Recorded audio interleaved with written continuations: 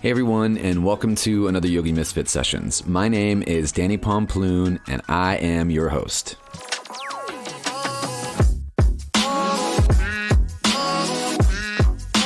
Today I'm coming at you with episode 68, and today I have Cristi Christensen on the show.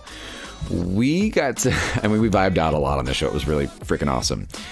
She is a really amazing yoga teacher based out of Los Angeles, and she is deeply connected into house music, just as I am. They're big passions in my life is house music and yoga.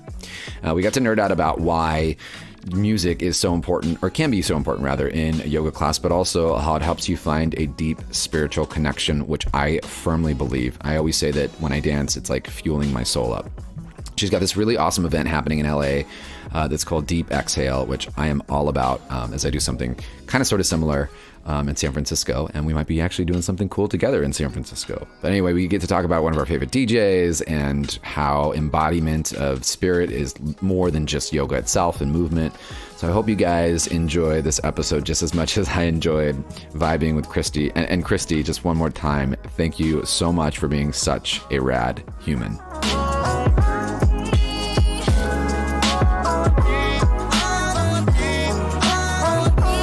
Tribe, I wanted to take a second out to tell you about my absolute favorite yoga mat. It's called Lifeform. It really is the best yoga mat out on the market. It's actually the only thing that I choose to practice on and the only thing I recommend to other people. Now, the cool thing about their mats is they're 100% eco-friendly and they're ethically sourced. The other thing about it is it's one of the grippiest mats I've ever practiced on, but they have this really cool intelligent marker system that they call the Align For Me system. So it helps you get your body situated, whether you're going into a down dog or into Warrior 1 or Warrior 2. It is super freaking rad. Again, this is the only mat I choose to practice on. Check out their website, and if you do want to buy something, you can use the code DanniP2019 to get 10% off. Again, that's DanniP2019, and you get 10% off. Enjoy this mat just as much as I do.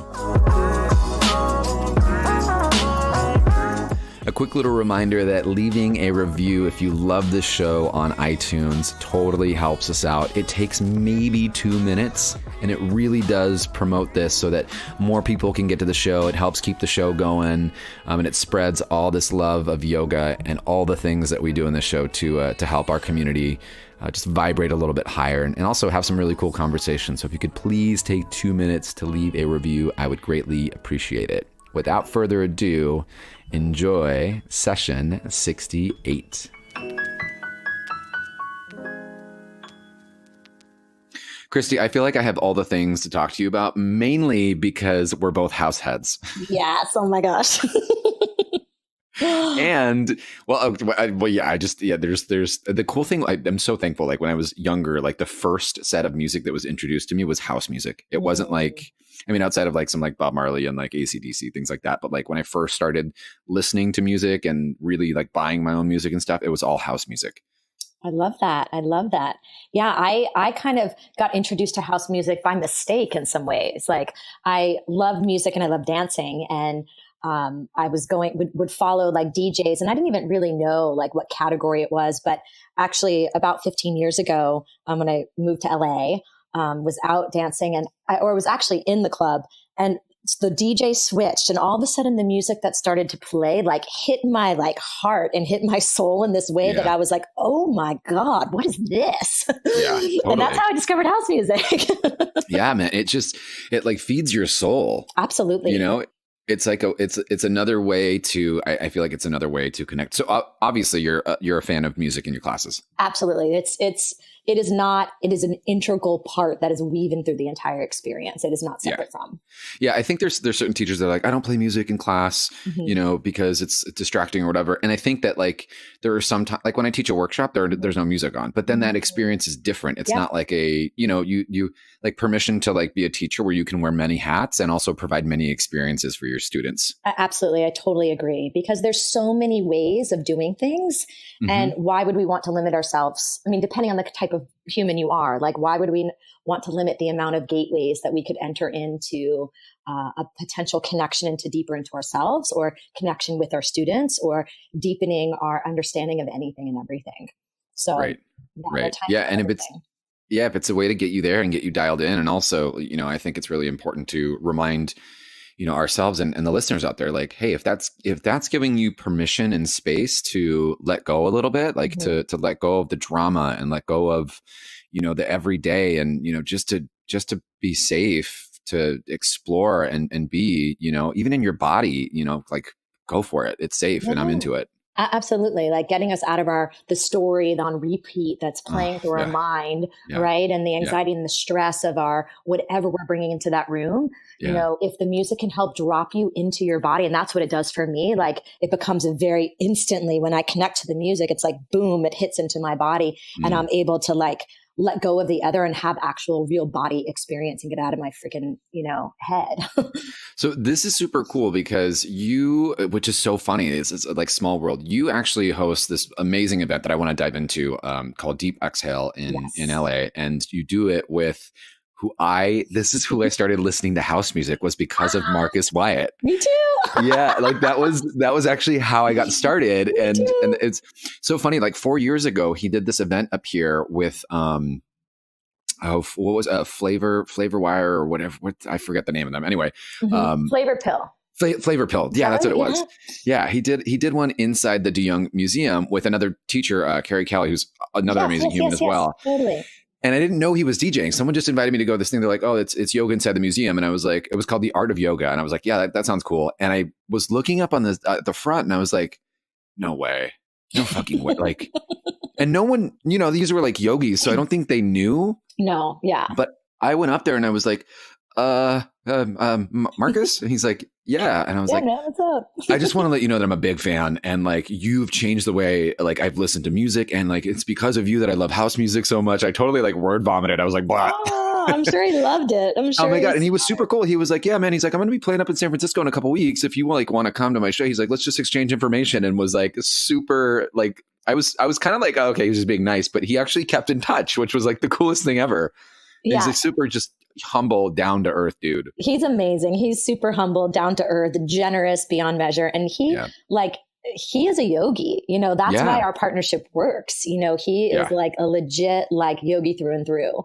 Yeah. So, yeah. It was, and then it was cool to just see him from afar, like that was the one year or the following year he played at Coachella and I like reached out to him. I was like, hey man, proud of you. Like super. And then he like responded back. He was like, thank you so much, Danny. I appreciate it. I'll be up in San Francisco in a couple months again. Like just really cool. I saw him out at Burning Man and it was just like, what's up, dude? He's like, Danny, the yogi. I'm like, yeah. It's been super cool. Super, super rad. It's okay. So tell us about Deep Exhale and how this idea started in your mind. I do this random event here in the city called Deep House Flow, and it's pretty much exactly what it sounds like. It's my friend Frankie, who's she's a DJ, and then I pack everyone in a room and dim the lights, and we just go crazy. Yeah, awesome.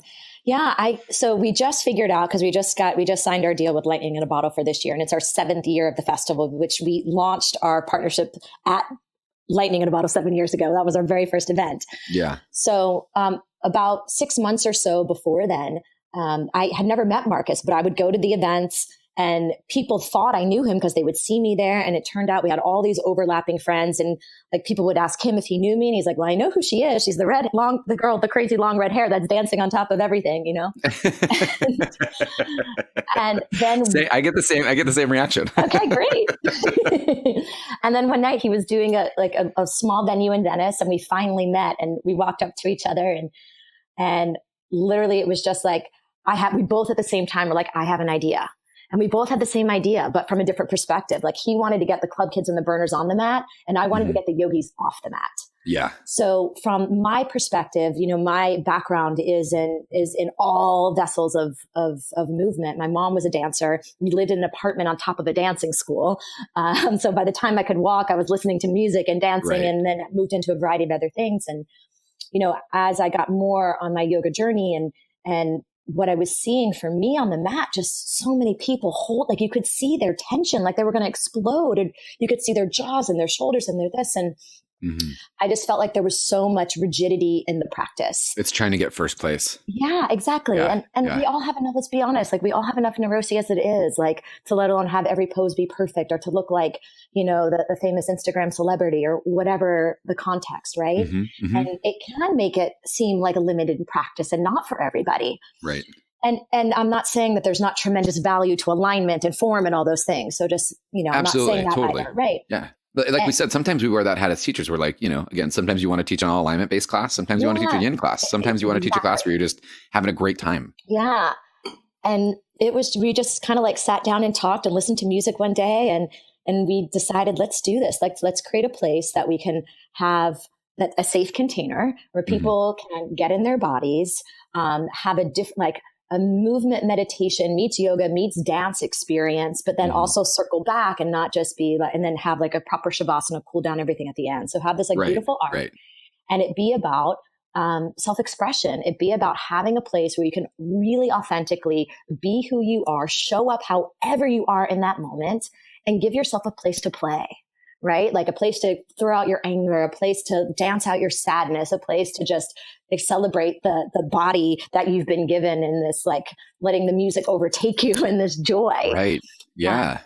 So it was basically a passion project. The fact that he said yes, I was like, holy shit, this is amazing. And yeah. We had some great musician friends that actually have been with us since the beginning, which is amazing. A beautiful man named Joel Long. He goes by Divine One. He plays the sitar and he plays percussion. So it brings in, again, like Marcus is spinning, but we have these other dimensions of the strings on top of it. And then at different times, the percussion on top of it. And another man named Masood Ali Khan, who plays the hung drum, which if you've ever heard is like, you know, takes you to another planet. And he also does some vocals. And then the third guy we have is named Lewis Hale, and he's a slam poet. So he interjects and he's amazing. Like he'll go off whatever I'm riffing on the class, whatever I've like done the theme about. And he just comes up with this poetry like instantly that just brings in this other dimension of inspiration, you know, and an empowerment. And so it's like, we're hitting them like from all these different angles, like from the beats of the house music and then the live instruments on top of it. And then my messaging and guidance. And then, you know, taking in the spoken word poetry as well. And then it's music and dancing and yoga all together. And it's really an experience. There is something to be said about, you know, one, combining the arts together. That's super awesome. Like I love that. But there's something to be said about having that moment. I don't know if maybe this is more organic for you, but from my side, when I host like, you know, this little like dancey, you know, deep house thing, whatever, it's, you know, it's more playful. And it's actually one of the times when I'm teaching where I do let go, where I don't do all my anatomy. And if you're to, you know, I'm known as an anatomy alignment teacher with wisdom or whatever it is you add in there, but I let it go. I mean, I completely just like, I'm like, we're going to turn to the back of the mat. We're going to turn to the front of the mat. We're going to let go. Okay. Little dance party time. Like, and the first few times when I did that, and actually even when I took this class with Marcus a few years ago, it took me, you know, a little bit of warming up to get really comfortable with that type of format, because I noticed that I had that own tension in my body. And this last time when I hosted something like this, I actually felt like I was there. And I shared that with my students. Like, you know, normally it's a couple minutes where we do this, and I just like forgot to say, oh, okay, we're going back into to asana now. I was just, you know, like out there jamming and dancing and moving. And it almost felt like everyone else. It's so funny. I'm like sitting here moving as I'm telling you this. Yeah, I can feel it. Like I'm like wiggling I'm like wiggling my shoulders right now. Like, you know, but it almost, there was this, okay, I'm gonna go really far out here, but I'm just gonna say it. There was this connection to divine, you know, or connection to spirit, or connection to like primal awareness. But every time I stomped my foot on the ground, I just felt like it was like, if I could envision something, it would be like a pulse on the ground radiating up my body. You know what I mean? Yeah, I absolutely know what you mean. It's so beautiful. And it is connection to spirit. It is spiritual. And like, that's why it's so impactful. People forget that dancing is a spiritual practice. When you get so like, there's so many different scopes of different yoga philosophy, right? About this, the classical way we could say of, we're transcending the body to move towards liberation and, to leave behind, the disgust of what this form is, right? Right. But like, we're human. Yeah. And we're in this body. We're in this body. Like, we got it. Like, why are we trying to get out? Right. Like, no, we don't want to get stuck in the mundane and like be caught up in like the ick of everyday life. But like, for me, this experience is about being in this body, seeing it as, a temple with full acceptance and full love, and being able to drop into it. Like, and the music, understanding is, sorry, yeah. We're going to keep going.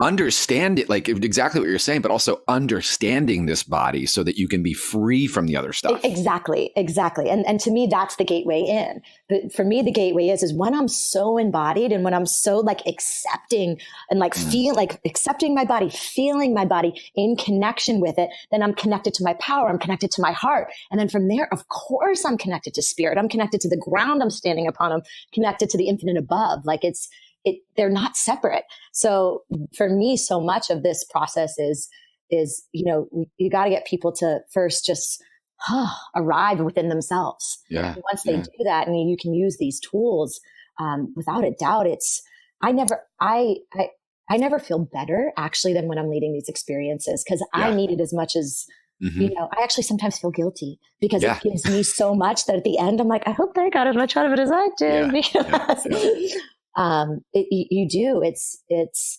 that I think we could, say it in a funny way, but just like shaking off all the shit, and shaking off all that we are carrying around that sometimes we don't even notice that we're carrying around, and just not needing, alcohol or not needing a drug to like give yourself permission to move and give yourself like, permission to like feel beautiful or feel sexy or feel vulnerable and to bring in like a science side of it. Like if people are like, oh, I don't know, sounds like a bunch of hippie crap. Like let's talk about somatics and somatic therapy. Like you literally hold tension in your body and you can measure, what kind of feeling it is because of the tension and where it's stored. Like science can prove that we have people that specialize in and do this type of therapy, and dancing is a way to release. Absolutely. And I mean, you think about try to express any emotion without moving your body. Yeah. Oh, I'm so angry right now. Like, well, that's because of my Botox. Exactly. Or if you're in LA, it could be because of your Botox. Right. But at least from the yoga belief, we do believe that, everything that's ever happened to us is stored in the tissues of the body. But now, like you said, science is backing that up. Absolutely. So when we start to move, why do people sometimes spontaneously start crying in yoga class? Yeah. Because they're touching those places that this energy is stored. It's all just energy. Breaking up those samskaras. Yes, exactly. Yeah. So I want to touch base or rather tie in what you were saying. Like it is important. I think that because, we both know this, like we're both yogis and we both have this other culture behind us, like Burning Man and Lightning in a Bottle and all the festival scene, which can get heavy into drugs and partying. And you were saying something about, how it's important to bring spirituality into this, and it doesn't always have to be a party thing, but it can be fun and it can be a sense of release. Yes. I mean, so for me personally, I used to go out to the clubs all the time just because I wanted to dance, and sometimes I was involved in drinking and other substances and whatnot. But it was always, or let me backtrack. So we go out, maybe drinking, not drinking. And men would be like, just because I was dancing and being free, like men would be permission for a man to like come up on top of me and like start shaking his whatever at me.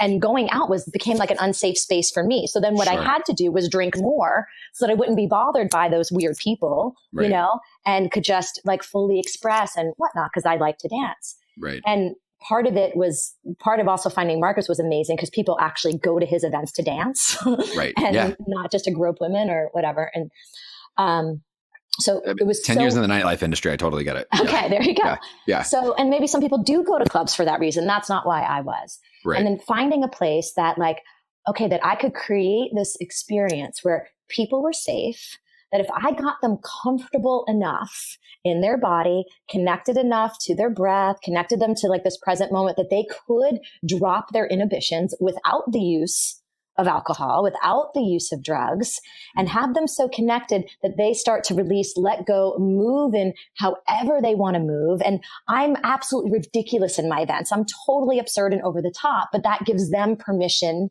to do the same. Right. And once you get caught up into that, like, you're on the best drug there is. Like, you just come onto this high because, like we said already, like, there is this deep connection with self. There's this deep connection to the power that's inside of you. And there's no other drug that can take place of that. And I see it, like, when we're leading these groups of people, like, you see the transformation that happens and they're like, oh my God, like, I feel amazing. And I had no idea this was inside of me. But most people have never danced outside of a alcohol or drug, induced experience. And it's very, very scary for people because they're afraid. It's vulnerable. Yeah. They're afraid maybe they were told they couldn't dance, or they don't think they can dance. And or am I going to look stupid, or is someone going to judge me, or, all exactly. Of those. It totally, like, you're reliving what I did the last 4 times in this event. And then this last time where I was just like, you know what? Fuck it.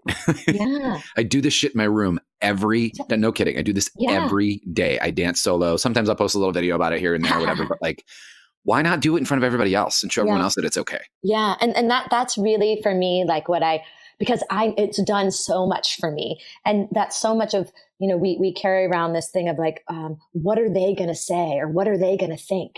But we don't even know who these they and people are. And we're giving them so much power. Yeah, or that they care that much. And they're so, and the ironic thing, yes, they're so caught up in their own experience, they actually don't even see you because they're having that same worry through their head. So, and that's why I think it's important to create these types of experiences, and whether that's an alignment class, or whether that's a bhakti class, or whether that's this where you get to move and it gets you out of the story. Yeah, absolutely. It gets you out of the drama into the like, again, it's like that deeper connection to self, or to source, or to spirit, or the divine, whatever it is that you want to call it, but it's taking just a back seat and and actually observing, so that what's real and what's not. Mm-hmm. Absolutely. And just creating new pathways and patterns of being, and getting out of your comfort, like, also like in a safe way of like, testing your comfort zone. Yeah, and creating new pathways for your nerves. Yeah, absolutely. Like movement isn't just linear. It's not just forward and back. It should be. Again, it's. I don't know. I'm like glowing right now. I want more of this. Yay! I know. I'm so excited. Can you tell? Yeah, same. I'm really passionate. So what can we like what is the experience like from start to finish? What is it like for when you walk in and what's the feel? What's the vibe? Yeah, I mean, what's the journey? It's very vibey, and it morphs depending on the venue that we're in, right? If we're outside on a rooftop and it's sunset, or we're like this weekend, we're doing an event in LA that's in this kind of like basement warehouse space, but it's like that you go down these steps and it's almost like you're going into the womb because it's really dark and they have all this funky psychedelic artwork on the walls and I love it. Dim lights. Yeah. So it's going to be super vibey. We're going to have hanging, lanterns with candles in them and type of thing. But the sequence of the class is it starts out with meditation. Cause for me, like we have to start by grounding everyone first, right? Like everybody there. And, maybe we have some sitar playing, we have, some like really, maybe it's depending on like our theme, some like sensual slow beats or whatever, just to set the tone. Right. And then I go into my spiel of whatever I'm, like just channeling in that moment. And then we move into some movement. So it does start with like, I like to call it like more like yoga patterns than, because there's a lot of freedom within it. I'm just trying to get you comfortable in your body. I need you to trust me that I'm going to guide you in a way that you're going to feel okay and you're going to feel safe. Because there is that moment where I need people to buy in, right? If I need them to buy in, so I need to be connected. So I'm like walking around the room. I'm looking in everyone's eyes. Like I'm doing everything I can to like, work the energy of the room and make whatever connections I can. And so we'll move through the music, obviously it's like an arc of a class, the music starts to pick up and shift. And, when we come to standing poses and it's, again, at first it's a combination of yoga type movements and maybe a little dance within them. And then there'll be a point that as it's building that I will build it into actually a dance experience that will start guided.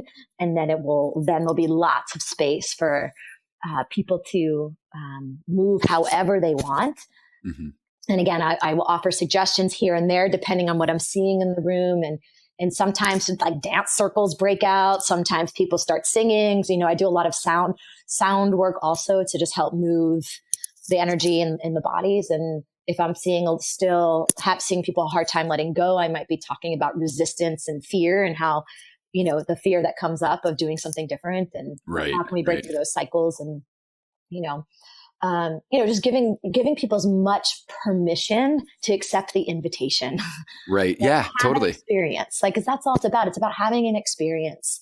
And letting it be yours and not forced. Yeah, exactly. Yeah. And so it's like, I like to open the door, I lay out the red carpet, and and they have the chance to walk through, limbo through, go backwards through, serve a look, through, do a however pose. they like. Yeah. And then we have our peak, and then we take it back down, and do some cool down poses so that they're, I jump around a lot, so I have to stretch my calves and my hamstrings. And then we end with a beautiful shavasana with either sound healing or, one of our beautiful musicians singing. And to me, it's a really, really deep and fun experience. Like if people, all they take away from it, that it was fun, I'm okay with that. Yeah. But it also goes so much deeper. Like I truly believe it's a transformational process. Yeah. That people, you see it. And there are times where Marques and I I'll turn and look at him and we're like, what the fuck is going on? Because the energy is just like boom, boom. And it feels like there's 1,000 people there, because they're just, all riding it in such a beautiful way. And, sometimes everyone's crying, sometimes everyone's screaming, sometimes just everyone's laughing, or there's a mixture of it all. And it's very much like all is welcome, and show up who you are. And it's because it's that collection of all of us together that really makes the experience. It's not just me. It's not just Marques.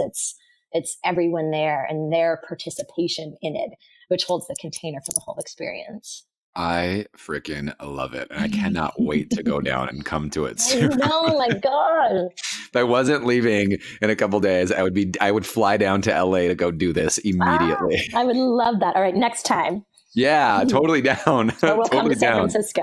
Oh my God. Yeah. We're having that side conversation for sure. Awesome. Christi, I cannot thank you enough for coming on the show and just sharing your, I wish you could see me right now because I'm super lit up, and more of this, more of this conversation of it's okay to have fun and to let loose, and for your practice to be, super serious sometimes, and also for your practice to be not super serious sometimes, and to just explore the different avenues and venues of this journey that we call yoga. Yeah, exactly. The pun I play on a lot is even just the word enlightenment. It means to lighten up. Yeah. And that's, it's like, it doesn't have to be so damn serious. It can, to me, yoga mirrors the journey of life. And sometimes it's going to be hard, and sometimes it needs to be this way, but there is still always this essence of joy that is there because we're alive. And how do I get people more in touch with that, more in touch with that, more in touch with that? And I want it to be fun, because if it's not fun, are you going to really keep doing it? Maybe not. It's going to be another chore. I don't want it to be a chore. I'd rather you be in your body and practice and breathe and yell and shake and, and even if it's for 5 minutes a day, and it be just because you're just like, oh my God, this is so great. Oh my God, this is yoga. Oh my God, this is spirituality. Oh my God, I'm connected. Woo! Yeah, I love it. I'm into it. I'm sold. I'll take 2, please. Christi, again, thank you so much for your time today. You're welcome. Till the next Yogi Misfit sessions, this is Danni and Christi saying peace out.